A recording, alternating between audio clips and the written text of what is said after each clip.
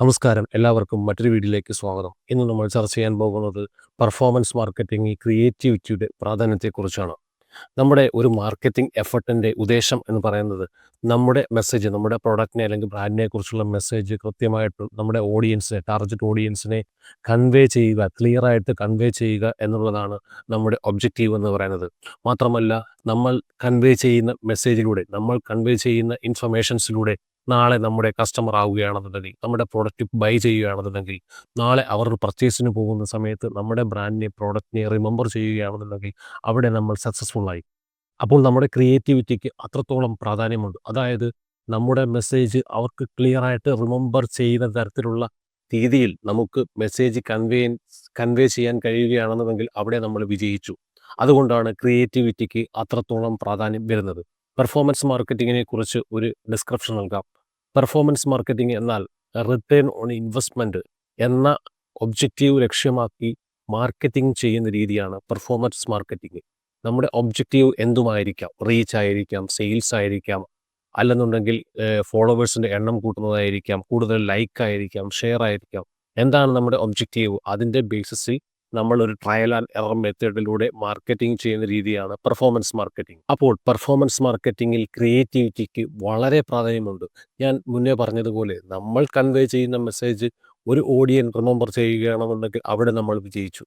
അപ്പോൾ എത്രത്തോളം നമുക്ക് ഒരു ഓഡിയനെ സ്വാധീനിക്കാൻ കഴിയുന്നു എന്നുള്ളതാണ് ഇവിടെ ഒരു മാർക്കറ്ററുടെ സക്സസ് തീരുമാനിക്കുന്നത്. ഇതിന് സഹായിക്കുന്ന ചില വശങ്ങളെക്കുറിച്ച്, ഇതിന് നമ്മെ സഹായിക്കുന്ന ചില വശങ്ങളെക്കുറിച്ച് നമുക്ക് ചർച്ച ചെയ്യാം. അതായത് നമ്മുടെ മെസ്സേജ് കൂടുതൽ പേഴ്സണലൈസ് ചെയ്യുക. നമ്മൾ ഒരു വ്യക്തിയെ വ്യക്തിപരമായി അഭിസംബോധന ചെയ്യുന്നതും അതുപോലെ തന്നെ അദ്ദേഹത്തിനെ ഒരു കോമൺ കസ്റ്റമർ എന്ന രീതിയിൽ അഭിസംബോധന ചെയ്യുന്നതും രണ്ടും രണ്ടാണ്. എനിക്ക് സാധാരണയായി ഫെഡറൽ ബാങ്കിൽ നിന്ന് മെസ്സേജുകൾ വരാറുണ്ട്. ആ മെസ്സേജിൽ എന്നെ അഡ്രസ്സ് ചെയ്യുന്നത് ഡിയർ അനൂപ് എന്നാണ്, ഡിയർ കസ്റ്റമർ എന്നല്ല.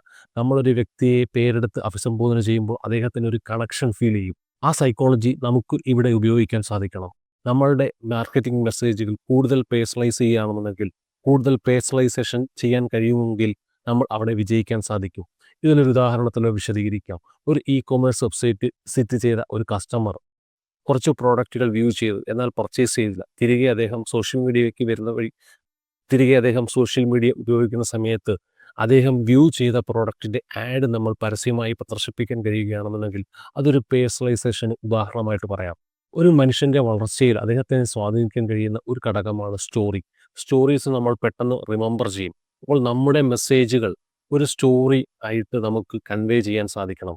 അതായത് നമ്മുടെ ഒരു പ്രോഡക്റ്റ് അവയർനെസ് വീഡിയോ, അപ്പോൾ ഒരു യൂസർ എങ്ങനെയാണ് ആ പ്രോഡക്റ്റ് ഉപയോഗിക്കുന്നതെന്നും അദ്ദേഹത്തിൻ്റെ എന്ത് പെയിൻ പോയിന്റിനുള്ള സൊല്യൂഷനാണ് ആ പ്രോഡക്റ്റ് എന്നും ഒരു സ്റ്റോറി, അതായത് ഒരു വിഷ്വൽ സ്റ്റോറിയായിട്ട് നമുക്ക് നമ്മുടെ ഒരു ഓഡിയൻ്റെ മുന്നിൽ പ്രദർശിപ്പിക്കാൻ സാധിക്കണം. നമുക്ക് അദ്ദേഹത്തിൻ്റെ ആ പ്രോഡക്റ്റ് ഉപയോഗിക്കുന്ന ആ ജേണി വളരെ എത്രത്തോളം എൻഗേജിംഗ് ആയ തരത്തിൽ നമുക്ക് പ്രദർശിപ്പിക്കാൻ സാധിക്കുമോ, എത്രത്തോളം ക്രിയേറ്റിവിറ്റി നമുക്ക് ഉപയോഗിക്കാൻ സാധിക്കുന്നുവോ അത്രത്തോളം വിജയിക്കാൻ സാധിക്കും നമുക്ക്.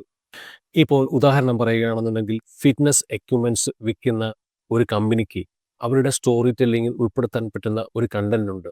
നമ്മുടെ സോഷ്യൽ മീഡിയയിൽ ഏറ്റവും കൂടുതൽ എൻഗേജ്മെൻറ്റും വ്യൂസും കിട്ടുന്ന ഒരു ടൈപ്പ് വീഡിയോസ് എന്ന് പറയുന്നത് ഫാറ്റ് ടു ഫിറ്റ് എന്നുള്ള ഒരു കണ്ടന്റിന് വളരെ വ്യൂസ് കിട്ടാറുണ്ട്. ഒരു ഒബിസിറ്റി ഉള്ള, വളരെ തടിയുള്ള ഒരു മനുഷ്യൻ എങ്ങനെയാണ് അദ്ദേഹത്തിൻ്റെ കഠിനാധ്വാനത്തിലൂടെ അദ്ദേഹം ഫിറ്റ്നസ് പ്രോഡക്ട്സ് ഉപയോഗിച്ചിട്ട് എങ്ങനെയാണ് അദ്ദേഹത്തിൻ്റെ തടി കുറച്ച് വളരെ ഫിറ്റായി എന്നുള്ള ഒരു ജേണി നമുക്ക് വളരെ എൻഗേജിംഗ് ആയ തരത്തിൽ അവതരിപ്പിക്കാൻ കഴിയുകയാണെന്നുണ്ടെങ്കിൽ അതിന് മാക്സിമം വ്യൂസ് കിട്ടും.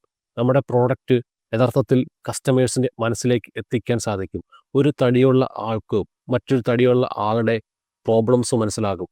നടക്കാനുള്ള ബുദ്ധിമുട്ട്, മൂവ്മെൻറ്റിനുള്ള ബുദ്ധിമുട്ട്, അതുപോലെ തന്നെ നടുവേദന, മുട്ടുവേദന, ഇതുപോലുള്ള ബുദ്ധിമുട്ടുകൾ അനുഭവിക്കുന്നുണ്ടാവും ഒരു ഒബിസിറ്റി ഉള്ള മനുഷ്യൻ. അപ്പോൾ മറ്റൊരു ഒബിസിറ്റി ഉള്ള മനുഷ്യൻ്റെ ജേണി അദ്ദേഹത്തിനൊരു പ്രചോദനമാകും, അദ്ദേഹത്തിൻ്റെ സ്റ്റോറി അദ്ദേഹത്തിനൊരു പ്രചോദനമാകും. അപ്പോൾ ഇത്തരത്തിൽ നമ്മുടെ മെസ്സേജ് കൺവേ ചെയ്യാൻ സാധിക്കുകയാണെന്നുണ്ടെങ്കിൽ അദ്ദേഹം റിമെമ്പർ ചെയ്യും, അദ്ദേഹത്തിനൊരു കണക്ഷൻ ഫീൽ ചെയ്യും. അപ്പോൾ അത്തരത്തിലുള്ള വീഡിയോസ് നിർമ്മിക്കാൻ നമ്മുടെ ക്രിയേറ്റിവിറ്റി ഉപയോഗിക്കാൻ സാധിക്കുകയാണെന്നുണ്ടെങ്കിൽ അത് കസ്റ്റമറിനെ കണക്ട് ചെയ്യാനും ഇമോഷണലി കണക്ട് ചെയ്യാനും നമ്മുടെ ബ്രാൻഡിങ്ങിലോട്ടും പ്രൊഡക്റ്റിലോട്ടും കൂടുതൽ അടുപ്പിക്കാനും സാധിക്കും. ഇനി ഇവിടെ നമുക്ക് നമ്മുടെ ക്രിയേറ്റിവിറ്റി എൻഹാൻസ് ചെയ്യാൻ ഉപയോഗിക്കാൻ പറ്റുന്ന ഒരു മാർഗ്ഗമാണ് ഇൻട്രാക്റ്റീവ് കണ്ടന്റ്. നമ്മുടെ ഓഡിയൻ്റെ ഉള്ളിലിരിപ്പ് മനസ്സിലെന്താണ് എന്നുള്ളത് നമ്മൾ മനസ്സിലാക്കേണ്ടതുണ്ട്. ഒരു മാർക്കറ്റിന് ഉണ്ടായിരിക്കേണ്ട ഏറ്റവും വലിയ ഗുണം എമ്പതിയാണ്. എല്ലാം കസ്റ്റമറിൻ്റെ കണ്ണിൽ കാണാൻ സാധിക്കുക എന്നുള്ളത്. ഒരു ഫിനാൻഷ്യൽ പ്രോഡക്റ്റ് വിൽക്കുന്ന സമയത്ത് ഉദാഹരണത്തിന് ഒരു മ്യൂച്വൽ ഫണ്ടാണ് നമ്മൾ വിൽക്കുന്നത്. അപ്പോൾ മ്യൂച്വൽ ഫണ്ട് വിൽക്കുമ്പോൾ ഒരു കസ്റ്റമറിൻ്റെ ഒരു ടാർഗറ്റ് ഓഡിയൻ്റെ മനസ്സിലുള്ളത് എന്തായിരിക്കും? അദ്ദേഹത്തിന് എത്രത്തോളം റിട്ടേൺ അതിൽ നിന്ന് ലഭിക്കും? എത്രത്തോളം സെക്യൂർ ആണത്? ഏതെല്ലാം ഫണ്ടുകളിലാണ് അദ്ദേഹം ഇൻവെസ്റ്റ് ചെയ്യുന്നത്? എത്ര വർഷം കഴിയുമ്പോൾ എനിക്ക് അതിൽ നിന്നുള്ള റിട്ടേൺ ലഭിക്കും? അപ്പോൾ ഞാൻ ഒരു വീഡിയോയിലൂടെ അദ്ദേഹത്തിന് എക്സ്പ്ലെയിൻ ചെയ്യുകയാണ്. ഒരു ഗവൺമെൻറ് ഉദ്യോഗസ്ഥൻ അദ്ദേഹത്തിൻ്റെ മക്കളുടെ പഠന ചെലവിനായിട്ട് അദ്ദേഹം ഉപയോഗിച്ചത് മ്യൂച്വൽ ഫണ്ടാണ്. അദ്ദേഹത്തിൻ്റെ സർവീസ് കാലയളവിൽ അദ്ദേഹം തവണകളായിട്ട് മ്യൂച്വൽ ഫണ്ട് അടച്ചു. അതുവഴി അദ്ദേഹത്തിന് അതിൻ്റെ മെച്യൂരിറ്റി പീരീഡിൽ വലിയൊരു എമൗണ്ട് കിട്ടി. അപ്പോൾ ലോൺ എടുക്കാതെ തന്നെ അദ്ദേഹത്തിൻ്റെ മക്കളെ വിദേശത്തയച്ച് അദ്ദേഹത്തിന് പഠിപ്പിക്കാൻ കഴിഞ്ഞു എന്നൊരു സ്റ്റോറി എനിക്ക് ക്ലിയറായിട്ട് കൺവേ ചെയ്യാൻ കഴിയുകയാണെന്നുണ്ടെങ്കിൽ അദ്ദേഹത്തിന് ഇതേ സെയിം ഫീലിംഗ് ഉള്ള ഒരു മനുഷ്യന്, ഒരു ഉദ്യോഗസ്ഥന് അല്ലെന്നുണ്ടെങ്കിൽ സെയിം ഫീലിംഗ് ഉള്ള മക്കളെ വിദേശത്തയച്ച് പഠിപ്പിക്കണമെന്ന് ആഗ്രഹിക്കുന്ന ഒരു പിതാവിന്, ഒരു ടാർഗറ്റ് ഓഡിയന് തീർച്ചയായും അത് കണക്ട് ചെയ്യാൻ സാധിക്കും. അദ്ദേഹത്തിനെ സ്വാധീനിക്കാൻ കഴിയും അതുവഴി. അപ്പോൾ അത്തരത്തിലായിരിക്കണം നമ്മുടെ ക്രിയേറ്റിവിറ്റി ഉപയോഗിക്കേണ്ടത്. അതിനുവേണ്ടി നമുക്ക് ഇൻട്രാക്റ്റീവ് കണ്ടൻസ് പോലും ഉപയോഗിക്കാം. അപ്പോൾ ഇവിടെ ഇൻട്രാക്റ്റീവ് കണ്ടൻറ്റിൻ്റെ കാര്യം പറയുകയാണെന്നുണ്ടെങ്കിൽ നമ്മൾ സാധാരണ യൂട്യൂബിലും മറ്റും വീഡിയോസ് കാണുന്ന സമയത്ത് നമുക്ക് സർവേസ് കാണാറുണ്ട്. ഇന്ന കണ്ടൻറ്റാണോ ഇഷ്ടം, ഇന്ന കണ്ടൻറ്റാണോ ഇഷ്ടം എന്ന് ഇത്തരം സർവേസ് വരുന്നത് അവർക്ക് നമ്മുടെ ഇൻസൈറ്റ് എടുക്കാനാണ്. നമുക്കെന്താണ് ആവശ്യം എന്ന് മനസ്സിലാക്കുന്നതിന് വേണ്ടിയാണ് അത്തരം ഇൻട്രാക്റ്റീവ് ആയിട്ടുള്ള കണ്ടൻറ്റ് ഉപയോഗിക്കുന്നത്. അപ്പോൾ നമുക്കും ഉപയോഗിക്കാൻ സാധിക്കണം. എന്താണ് കസ്റ്റമറിന് വേണ്ടത് എന്നുള്ളത് ഇൻട്രാക്റ്റീവ് കണ്ടൻറ്റ് ഉപയോഗിച്ച് അത് മനസ്സിലാക്കുക. അതിൻ്റെ ബേസിസിൽ കണ്ടൻറ്റ് ക്രിയേറ്റ് ചെയ്യാൻ സാധിക്കണം. അടുത്ത ഒന്നാണ് UGC. UGC എന്ന് പറഞ്ഞാൽ യൂസർ ജനറേറ്റഡ് കണ്ടൻറ്റ്. ഇവിടെയും ഒരു കസ്റ്റമറിനെ ഇമോഷണലി കണക്ട് ചെയ്യാൻ സാധിക്കുന്ന ഒന്നാണ്. പിയർ ടു പിയർ, അതായത് മനുഷ്യർ എപ്പോഴും സമാന ചിന്താഗതിക്കാരായിട്ടുള്ള സമാന തരത്തിലുള്ള ആൾക്കാരുമായിട്ട് പെട്ടെന്ന് കണക്റ്റ് ആവും. പെട്ടെന്നൊരു വലിയൊരു ജനക്കൂട്ടത്തിൻ്റെ മുന്നിലേക്ക് എത്തുന്ന സമയത്ത്, ഉദാഹരണത്തിന് നമ്മളൊരു സ്കൂളിലേക്ക് എത്തുകയാണ്, പുതിയൊരു സ്കൂളിലേക്ക് അല്ലെങ്കിൽ കോളേജിലേക്ക് എത്തുമ്പോൾ നമ്മൾ ആദ്യം കൂട്ടുകൂടാൻ ശ്രമിക്കുന്നത് നമ്മുടെ സമാന ചിന്താഗതിക്കാരുമായിട്ടായിരിക്കും. അപ്പോൾ തീർച്ചയായും ഒരു കസ്റ്റമറിൻ്റെ റിയൽ ലൈഫിൽ അനുഭവം മറ്റൊരു കസ്റ്റമറിനെ സ്വാധീനിക്കാൻ കഴിയും. അദ്ദേഹം ഒരു പ്രോഡക്റ്റ് ഉപയോഗിച്ചതും അദ്ദേഹത്തിൻ്റെ പെയിൻ പോയിന്റിനുള്ള സൊല്യൂഷൻ ആയതും അദ്ദേഹത്തിൻ്റെ ആ പ്രോഡക്റ്റ് ജേണിയും കൃത്യമായിട്ട് വളരെ റിയലിസ്റ്റിക് ആയിട്ട് വളരെ എൻഗേജിങ് ആയിട്ട് എത്രത്തോളം ഉപയോഗിക്കാൻ സാധിക്കുന്നുവോ, എത്രത്തോളം ക്രിയേറ്റിവിറ്റി ഉപയോഗിക്കാൻ സാധിക്കുന്നുവോ അത്രത്തോളം നമുക്കവിടെ വിജയിക്കാൻ സാധിക്കും. അടുത്ത ഒന്നാണ് ഇൻഫ്ലുവൻസർ പാർട്ണർഷിപ്പ്. ഇൻഫ്ലുവൻസേഴ്സിന് മാർക്കറ്റിംഗ് സൈക്കോളജി പരമായിട്ട് പറയുകയാണെന്നുണ്ടെങ്കിൽ അതോറിറ്റി ഉള്ളവരാണ്. അതോറിറ്റി എന്ന് പറഞ്ഞാൽ മാർക്കറ്റിങ്ങിൽ പവറല്ല, ക്രെഡിബിലിറ്റിയാണ്, ഒരു വിശ്വാസ്യതയാണ്. അത് ഇൻഫ്ലുവൻസേഴ്സിനുണ്ട്. അപ്പോൾ ഇൻഫ്ലുവൻസേഴ്സിൻ്റെ ക്രെഡിബിലിറ്റി നമുക്ക് ഉപയോഗിക്കാൻ സാധിക്കണം. ഇൻഫ്ലുവൻസേഴ്സിൻ്റെ വീഡിയോസ് പലപ്പോഴും ആഡായിട്ട് റൺ ചെയ്യുമ്പോൾ മികച്ച റിസൾട്ട് ലഭിക്കുന്നതായിട്ട് കണ്ടിട്ടുണ്ട്. സീസണൽ ആൻഡ് ട്രെൻഡിങ് തീംസ്, ഇത് നമുക്കറിയാം. ഓണസമയത്ത് നമ്മൾ പ്രോഡക്റ്റ് പ്രൊമോട്ട് ചെയ്യുന്നത് തീർച്ചയായും ഓണവുമായി ബന്ധപ്പെട്ട പാട്ട്, ഓണസദ്യ എല്ലാം ബ്ലെൻഡ് ചെയ്തിട്ടാണ് നമ്മൾ പ്രോഡക്റ്റ് പ്രൊമോട്ട് ചെയ്യുന്നത്. അപ്പോൾ സീസൺ അനുസരിച്ച് നമുക്ക് സീസൺ കൃത്യമായിട്ട് നമ്മുടെ മാർക്കറ്റിങ്ങിൽ ബ്ലെൻഡ് ചെയ്യാൻ സാധിക്കണം. ദീപാവലിയുമായിട്ട് ബന്ധപ്പെട്ടത്, അതുപോലെ തന്നെ റംസാനുമായിട്ട് ബന്ധപ്പെട്ട കാര്യങ്ങൾ, ഫെസ്റ്റിവൽ സീസൺ, ഇതെല്ലാം നമുക്ക് കണക്ട് ചെയ്യാൻ സാധിക്കണം നമ്മുടെ മാർക്കറ്റിംഗ് കണ്ടന്റിൽ. ട്രഡീഷണൽ മാർക്കറ്റിങ്ങിൽ നിന്ന് ഏറ്റവും വലിയ വ്യത്യാസം ഡിജിറ്റൽ മാർക്കറ്റിങ്ങിനുള്ളത് റിയൽ ടൈം ഡേറ്റ നമുക്ക് ലഭിക്കും എന്നുള്ളതാണ്. ട്രഡീഷണൽ മാർക്കറ്റിങ്ങിൽ പലപ്പോഴും നമ്മൾ ഒരു ആഡ് എയർ ചെയ്യുന്ന സമയത്ത് അത് എത്രത്തോളം വ്യൂവേഴ്സ് ഉണ്ടായി, എത്രത്തോളം റിസൾട്ട് ഉണ്ടായി എന്നുള്ള കൃത്യമായിട്ടുള്ള റിസൾട്ട് നമുക്ക് ലഭിക്കില്ല. അപ്പോൾ ഇവിടെ നമുക്ക് കൃത്യമായിട്ടുള്ള ഡേറ്റ അവൈലബിൾ ആണ്. എല്ലാ പ്ലാറ്റ്ഫോമിലും അനലിറ്റിക്സ് ടൂൾ അവൈലബിൾ ആണ്. അത് നോക്കുകയാണെന്നുണ്ടെങ്കിൽ ഏത് കണ്ടന്റാണ് കൂടുതൽ വ്യൂസ് കിട്ടി, ഏതാണ് കൂടുതൽ എൻഗേജിങ് ആയിട്ടുള്ളത് മനസ്സിലാക്കാൻ സാധിക്കും. ആ ഡേറ്റയുടെ ബേസിസിൽ മാത്രമല്ല, എത്രത്തോളം കൺവേർഷൻ നടന്നു, പെയ്ഡ് ആഡ് റൺ ചെയ്യുന്ന സമയത്ത് എത്രത്തോളം കൺവേർഷൻ നടന്നു, എത്രത്തോളം റീച്ച് കിട്ടി, എത്രത്തോളം എൻഗേജ്മെൻറ്റ് ലഭിച്ചു, ഇതെല്ലാം കൃത്യമായിട്ടുള്ള ഡേറ്റ നമുക്ക് അവൈലബിൾ ആണ്. ഈ ഡേറ്റ ഉപയോഗിച്ചിട്ട് തീരുമാനങ്ങൾ എടുക്കാനും ഇമ്പ്രൂവ് ചെയ്യാനും സാധിക്കും. ഇതൊരു ട്രയൽ ആൻഡ് എറർ മെത്തേഡാണ്. ഈ ഡേറ്റയുടെ ബേസിസിൽ നമുക്ക് ഇമ്പ്രൂവ് ചെയ്യാൻ സാധിക്കണം. അപ്പോൾ പെർഫോമൻസ് മാർക്കറ്റിംഗ്, ഈ ക്രിയേറ്റിവിറ്റി ഉപയോഗിക്കുന്നതിനുള്ള ചില കീ എലമെൻസിനെ കുറിച്ചാണ് ഞാൻ പറയുന്നത്. അഡ്വാൻസ്ഡ് ആയിട്ട് ഒരു ഓഡിയനെ ടാർഗറ്റ് ചെയ്യുന്നതിന് വേണ്ടി നമ്മൾ അവരുടെ അവരുടെ പേഴ്സണ ഒരു ബയർ പേഴ്സണ തയ്യാറാക്കേണ്ടതുണ്ട്. അവരുടെ അഭിരുചികൾ, അവരുടെ ആറ്റിറ്റ്യൂഡ്, അവരുടെ ഏജ്, ലൊക്കേഷൻ, അവരുടെ താല്പര്യങ്ങൾ ഇതെല്ലാം കൃത്യമായിട്ട് മനസ്സിലാക്കി ഓഡിയനെക്കുറിച്ച് കൃത്യമായി പഠിച്ചിട്ട് അവർക്ക് ആവശ്യമുള്ള കണ്ടന്റ് ക്രിയേറ്റ് ചെയ്യുക എന്നുള്ളതാണ് ഇവിടെ നമുക്ക് വിജയിക്കാൻ സഹായിക്കുന്നത്. ഇവിടെ ഉദാഹരണം പറയുകയാണെന്നുണ്ടെങ്കിൽ പലതരത്തിലുള്ള സിനിമകൾ ഇഷ്ടപ്പെടുന്ന ആൾക്കാരുണ്ട്. ഫാമിലി മൂവീസ്, റൊമാൻസ്, അതുപോലെ തന്നെ ഹൊറർ, അതുപോലെ തന്നെ ആക്ഷൻ ത്രില്ലർ ഇതുപോലുള്ള സിനിമകൾ ഇഷ്ടപ്പെടുന്ന ആൾക്കാരുണ്ട്. അപ്പോൾ ഒരു സിനിമ സ്ട്രീം ചെയ്യുന്നൊരു പ്ലാറ്റ്ഫോം, ഒരു ആമസോൺ പ്രൈം എന്ന് കരുതുക. അപ്പോൾ ഫാമിലി മൂവീസ് ഇഷ്ടപ്പെടുന്ന ഒരാൾക്ക് അത്തരം ഫാമിലി മൂവീസിനെ പ്രൊമോട്ട് ചെയ്യുന്ന വീഡിയോ ആഡ് പ്രദർശിപ്പിക്കാൻ കഴിയുകയാണെന്നുണ്ടെങ്കിൽ അദ്ദേഹത്തിനെ സ്വാധീനിക്കാൻ കഴിയും.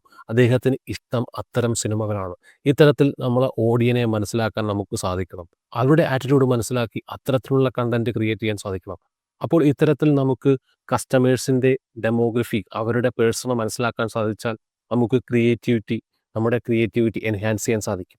ഞാൻ നേരത്തെ പറഞ്ഞതുപോലെ തന്നെ സ്റ്റോറി ടെല്ലിങ്ങിന് വളരെ വലിയ പ്രാധാന്യമാണുള്ളത്. അപ്പോൾ നമ്മുടെ മാർക്കറ്റിംഗ് മെസ്സേജ് വളരെ എൻഗേജിംഗ് ആയിട്ടുള്ളൊരു സ്റ്റോറി ആയിട്ട് പറയാൻ സാധിക്കണം നമുക്ക്. എല്ലാ തരത്തിലുള്ള ആഡ് ഫോർമാറ്റ് നമുക്ക് ഉപയോഗിക്കാൻ സാധിക്കണം. സ്റ്റാറ്റിക് ഇമേജ്, കെറോസൽ, വീഡിയോ ആഡ്, എല്ലാ തരത്തിലുള്ള ഇമേജുകളും കാണാൻ ആഗ്രഹിക്കുന്നവരുണ്ട്. എല്ലാവരും ഒരുപോലല്ല. ഇമേജ് ഇഷ്ടപ്പെടുന്നവർ ചിലപ്പോൾ വീഡിയോ ഇഷ്ടപ്പെടില്ല. വീഡിയോ ഇഷ്ടപ്പെടുന്നവർ ചിലപ്പോൾ കെറോസൽ ഇഷ്ടപ്പെടില്ല. അപ്പോൾ പലതരത്തിലുള്ള ആൾക്കാരുണ്ട്. ചില ആൾക്കാർ വീഡിയോ മ്യൂട്ട് ചെയ്താണ് കാണുന്നത്. അവർക്ക് വേണ്ടി സബ്ടൈറ്റിൽ നൽകേണ്ടതായിട്ടും വരും. അപ്പോൾ പലതരത്തിലുള്ള മിക്സായിട്ടുള്ള ഓഡിയനാണുള്ളത്. അപ്പോൾ എല്ലാ തരത്തിലുള്ള ക്രിയേറ്റീവും നമുക്ക് ഉപയോഗിക്കാൻ സാധിക്കണം. നമ്മുടെ ക്രിയേറ്റിവിറ്റി ഏറ്റവും ബെറ്ററായിട്ട് ഉപയോഗിക്കാൻ പറ്റിയ ഒരു മേഖല എന്ന് പറയുന്നത് സോഷ്യൽ മീഡിയയാണ്. ഇവിടെ ബാംഗ്ലൂർ ബേസ്ഡ് ആയിട്ടുള്ള Sari.com എന്നൊരു കമ്പനി അവരുടെ മാർക്കറ്റിംഗ് പർപ്പസിന് വേണ്ടി അവർ ഉപയോഗിച്ച ഒരു മെത്തേഡ് മനസ്സിലാക്കാം.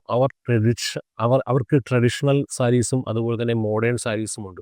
അവരിത് പ്രൊമോട്ട് ചെയ്യാൻ വേണ്ടി റിയൽ ആയിട്ടുള്ള കസ്റ്റമേഴ്സിനെയും അതുപോലെ തന്നെ ഇൻഫ്ലുവൻസേഴ്സിനെയും ഉപയോഗിച്ചു. അവരുടെ സാരി എങ്ങനെയാണ് ഉപയോഗിക്കുന്നതെന്നൊരു ജേണി അവർ ഒരു വീഡിയോ ചിത്രീകരിച്ച് അവരുടെ മാർക്കറ്റിംഗ് പർപ്പസിന് ഉപയോഗിച്ചു.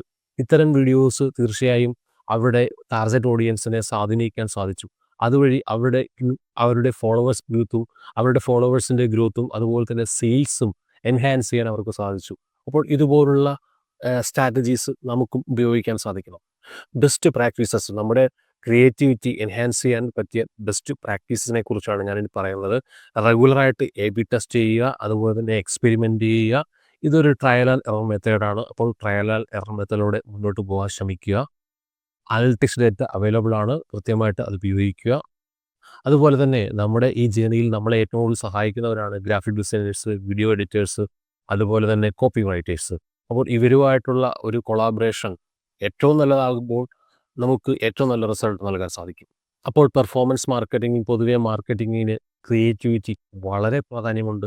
നമ്മളെത്രത്തോളം ക്രിയേറ്റീവ് ആകുന്നു, നമ്മളെത്രത്തോളം എക്സ്പെരിമെൻ്റ് ചെയ്യുന്നുണ്ടോ, നമ്മളെത്രത്തോളം എൻഹാൻസ് ചെയ്യാൻ ശ്രമിക്കുന്നുണ്ടോ അത്രത്തോളം നമുക്ക് ബെറ്റർ റിസൾട്ട് ലഭിക്കും.